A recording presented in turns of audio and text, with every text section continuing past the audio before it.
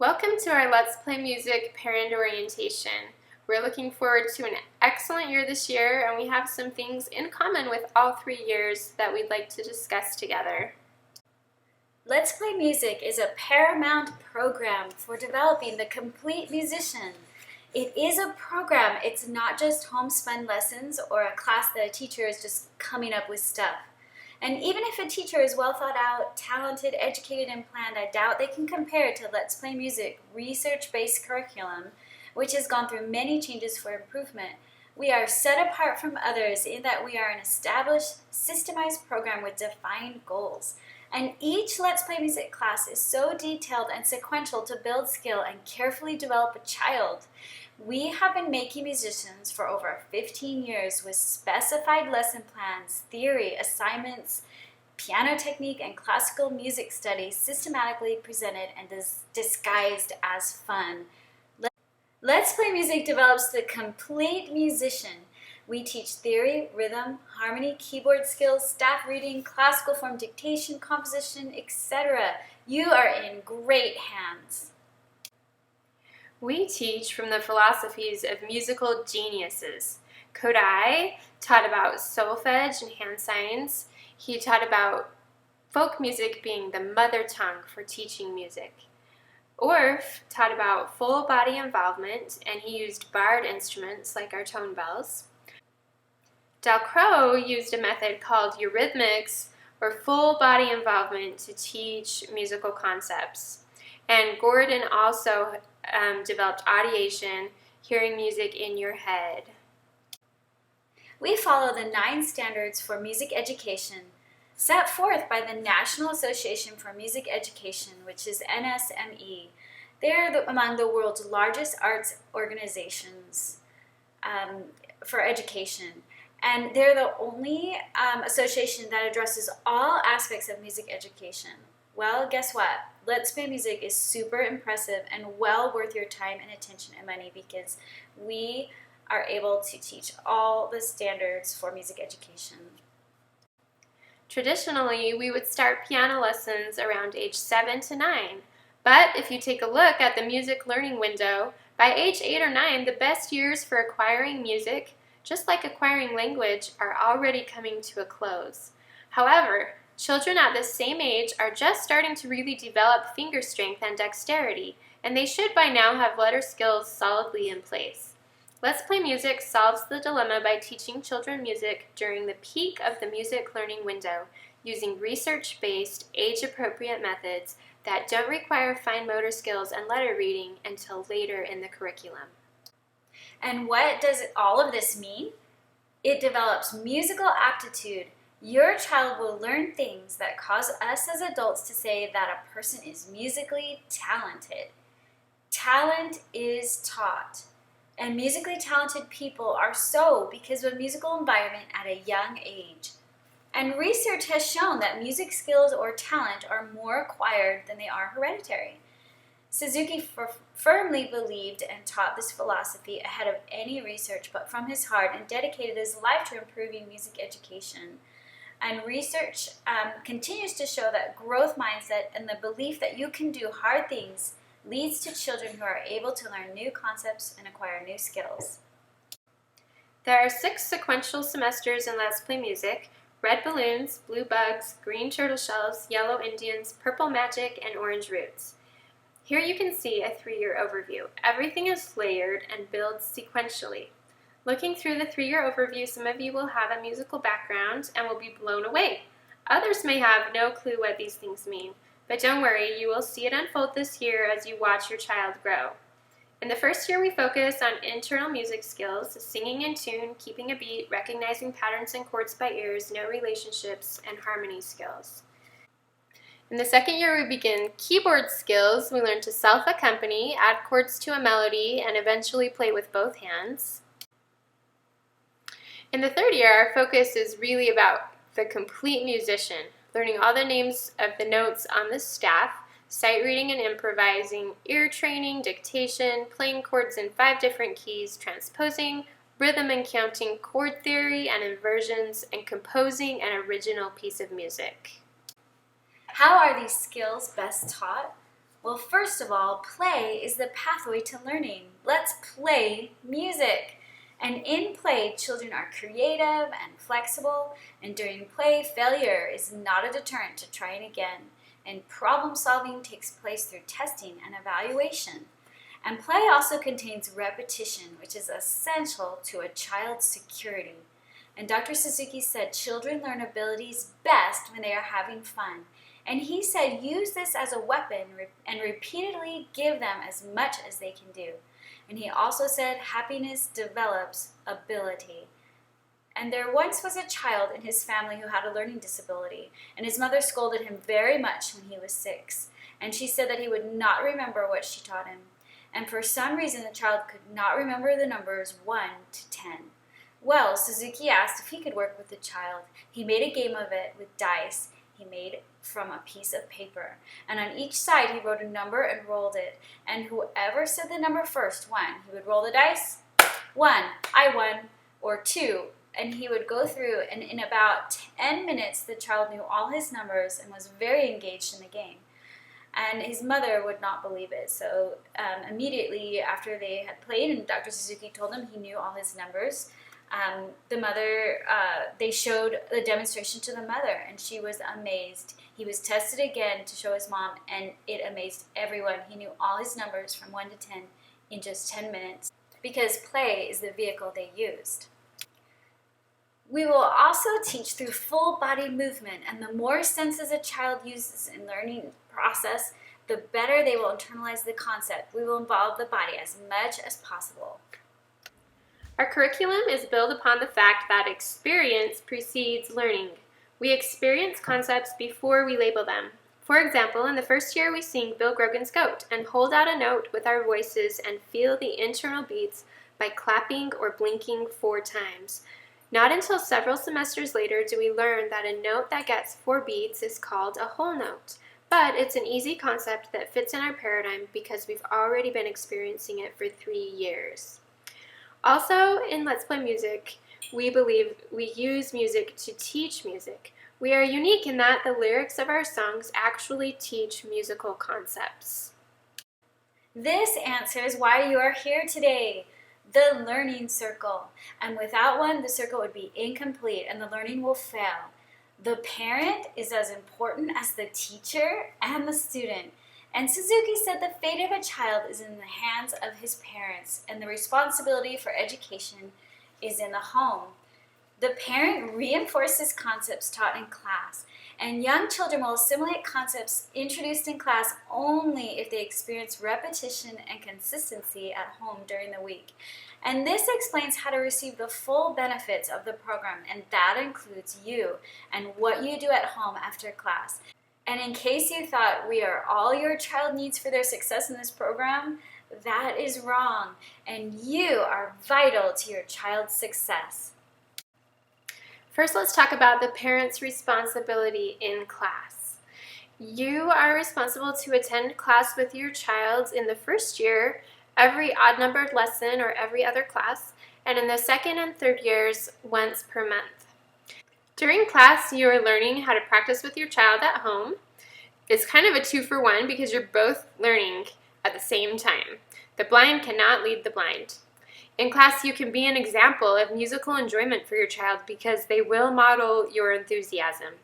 You can sit behind your child on the floor or to his left at the keyboard. One of the most important things in class is not to force participation. It is just not necessary, especially in the first year of the program because it focuses on training the ear and voice.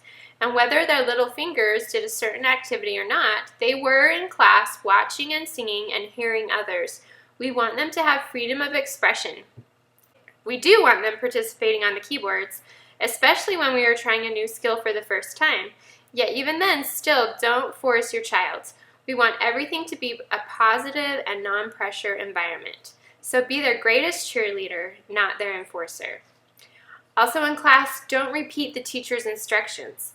I will be the authority and the sole teacher in class. Just come to class as one of the children, ready to have fun and learn. I will do my best to manage classroom behavior and discipline. Also encourage more than you correct. Let them slowly discover answers for themselves rather than jumping ahead in the process. Bond with your child. When a child is loved, a child will learn. Take advantage of this precious time together. Here's some quick TED Talk inspiration on bonding with your child. Now, I had an amazing experience. I was 45 years old. I'd been conducting for 20 years, and I suddenly had a realization. The conductor of an orchestra doesn't make a sound. My picture appears on the front of the CD. But the conductor doesn't make a sound. He depends for his power on his ability to make other people powerful. And that changed everything for me. It was totally life-changing. People in my orchestra came up to me and said, "Ben, what happened?" That's what happened. I realized my job was to awaken possibility in other people. And of course, I wanted to know whether I was doing that. And you know how you find out? You look at their eyes. If their eyes are shining, you know you're doing it. You could light up a village with this guy's eyes. Right, so if the eyes are shining, you know you're doing it. If the eyes are not shining, you get to ask a question. And this is the question. Who am I being that my player's eyes are not shining? We can do that with our children too. Who am I being that my children's eyes are not shining? And now our responsibilities at home. Parents, we want you to relive the fun of class at home and help them practice on their bells or their keyboard. Well, this program eases your child into a consistent practice routine, and they need help from you. And in first year, play those bells and don't underestimate those tone bells. I know they look like toys, but everything they learn on the bells will be transferred over to the piano. And in year one, we want them to practice the bells. Their assignment, they could just play like one time a week, but practice time should be natural and ongoing in all the years. And in first year, it's not necessarily a daily set practice time. In second year, we have them practicing. It probably would take about 2 to 3 minutes daily on the piano, and by the end of the year, up to 15 minutes.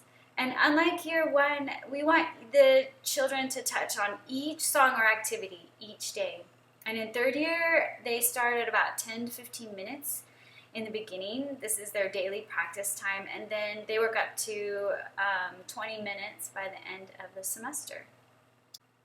Parents, students who miss this opportunity to do the workbook assignments potentially fall behind. And the theory assignments are so specific to what they need to learn at that exact time in their progress. So we want you to know how important music theory is. And I noticed that in teaching private piano lessons, that those children that understand and do their theory, they are on like a faster track, and that they move through their songs, playing their music much faster pace than others that don't do their theory. And we want you to sit with your child at least the first practice and maybe the second practice too, or more depending on your child. It could be every time, but we just want you to help them, especially that first or second time as they're beginning to learn something that is new.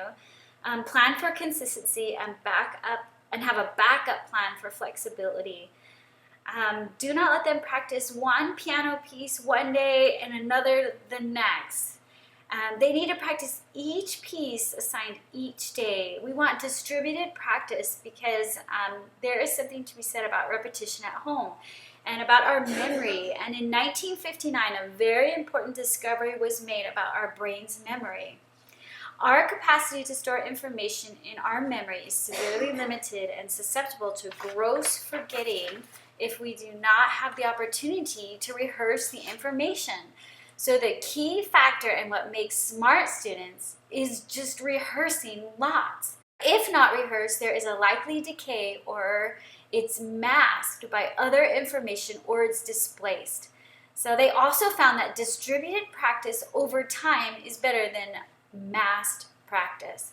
So the greater the distribution over time, the better the information is remembered and put into the brain's long-term memory bank. So please provide opportunities for them to rehearse what they have learned. Of course, practice time, or as we like to call it, playtime, will not always be sunshine and roses. You can expect your child to lose interest at some point, and you can expect your child to push back sometimes. But remember, we're not only teaching music, we're teaching grit. Grit is passion and perseverance for long-term goals and outcomes, and learning how to endure through setbacks. As a parent, you have the advantage of seeing in more long-term ways than your child does, and you know that enduring now will have great consequences later. Isn't it great that we have a way that we can not only help our child through music lessons early in their life, but teach them life lessons by helping them persevere through hard times? Your child doesn't want to practice.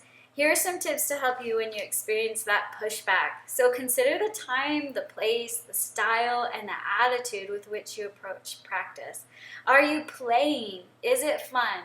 If practice is a struggle, make a small change. Suzuki said, happiness breeds ability, and the real accomplishment of education ties into gradually nurturing the enthusiasm of that very individual who does the practicing. This is a remarkable comment on the blog of a former Let's Play Music parent I wish I could someday say about my child. She said, as my 3 oldest have now graduated from Let's Play Music and now are playing difficult pieces, there is a wonderful calm that comes when they are frustrated and I sit down next to one of them. They welcome my presence, for it stirs the remembrance of the times we sang and played together and then empowers them to keep trying. Did you know that 80% of music students quit their instrument within the first 2 years of lessons? It's less than 10% in Let's Play Music, by the way. Our stats are way better, thank goodness. We can measure motivation by looking at consistency of interest plus consistency of effort. We know that interest will ebb and flow and that kids will not always want to put in much effort. So how do we keep them motivated to continue with music? By the way, I love this quote from a researcher who was studying motivation, grit, and music lessons. It's not your job to motivate people, it's your job to create the environments in which people will motivate themselves. Here are 3 ways to create a motivational environment for your child at home. First, competency. Emphasize effort over ability and praise with recognition of how their effort is building their skill. Second, autonomy. Give ownership by offering choices. Let them choose maybe when they're going to practice, or let them choose if they would like to play a certain song first or last. Those kinds of things help give the child autonomy and ownership over their music. Third, relatedness. Make music a part of your everyday family culture. If motivation is lacking, try adjusting these 3 key factors for an environment that will help them be in the smaller percentage of people that learn to persevere through setbacks and stick with it even when it's hard. So ideas for practice dialogue are in your book, and refer back to these in January or February when you will likely need them during the winter slump. And in your manuals, it's in Green Turtles, page 11, and in the purple one on page 11. And there are some great tips on how to help your child practice at home when you get pushback from them. One of the best gifts you can give your child is not only music, but their belief and knowledge that I can do hard things. Thank you so much for participating in this orientation today. We want you parents to know that we think the world of you. We know you're juggling a million things, and we're so happy and grateful you've chosen to place priority on music in your young child's life. We will do our best to support your efforts and hope you'll always feel welcome to ask us questions. We are always available if you need us. Thanks, and we're looking forward to a great year.